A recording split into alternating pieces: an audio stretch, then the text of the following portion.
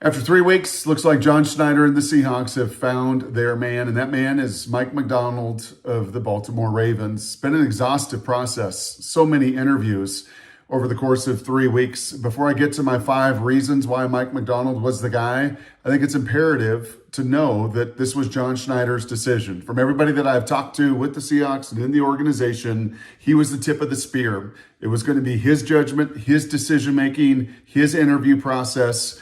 And by all accounts, he, approached it just like he does the draft, turning over every stone with so many different interviews and learning a lot all the way through. I think what I've learned over these 3 weeks and the 5 reasons why Mike Macdonald was the guy is, number one, no particular order, is his age. He's young. He's hungry. He can relate to Gen Z. He's coached at the collegiate level just a couple years ago at Michigan, the pro level as well. But he at 36 will be the NFL's youngest coach. I think that youth and that exuberance matters. I think number two, his football acumen is off the charts. And you've heard many people talk about it. I covered him at Michigan a few times. There's no question following Don Brown there at Michigan, he brought new, he brought inventive, he brought week to week different game plans to take apart that opponent. As he sat with John Schneider and his team, I think it became pretty darn clear that this guy from an X's and O's standpoint is the head of the class. Very, very bright, very, very sharp, and is going to give that defense some answers they've not had over the last couple years. Number three, he's been indoctrinated by a terrific brand. One of the strongest organizations in the NFL. There's not many places over the last 2 decades you can say that's the Raven way, that's the Steeler way, that's the Seahawk way, that's a Raven. And that's where he spent the majority of his time as a DB coach, as a linebacker coach, and ultimately taking over and coordinating the defense and elevating it to new heights. He's worked with a tremendous organization for an excellent head coach and 2 brothers and those Harbaugh brothers that know a thing or two about football. That's number 3.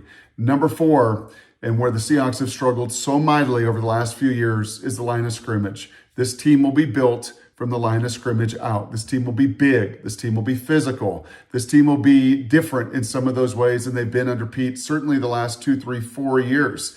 This game will be won and lost at the line of scrimmage, and he understands it. He built it and recruited it to Michigan and helped with their development, and certainly over the last few years in Baltimore, it has been lights out, and all you needed to see was the decimation of those Seahawks back in late October, early November in Baltimore, where they just were not, unfortunately, in any way competitive. And fifth and finally, and maybe, I guess most importantly, this is who John Schneider wanted to partner with. For all that Mike Macdonald has accomplished, you know what he's never made it about? Himself. And a lot of guys do, especially coordinators. They want to become gurus. They want to have their own brand. They want to say, oh, look at this new coverage and this new scheme. Mike Macdonald has never done that. Kind of like John Schneider, who had to get on the phone and call Ron Wolf to get in the door to be just a GA in a scouting department. That's exactly what this guy did at Georgia for Mark Richt. He was a GA. He wasn't a college football player. Wasn't a senior, didn't play football his senior year of high school. He's had to work his way all the way through and all the way up the food chain and chain of command. Nothing's been handed to him.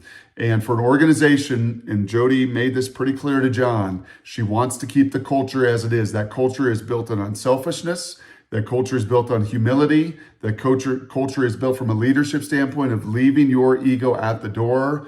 And maybe when it's all said and done, shouldn't surprise us that a guy that is equally egoless, equally humble, and equally about others is the guy that John Schneider ultimately picked to partner with him in this journey.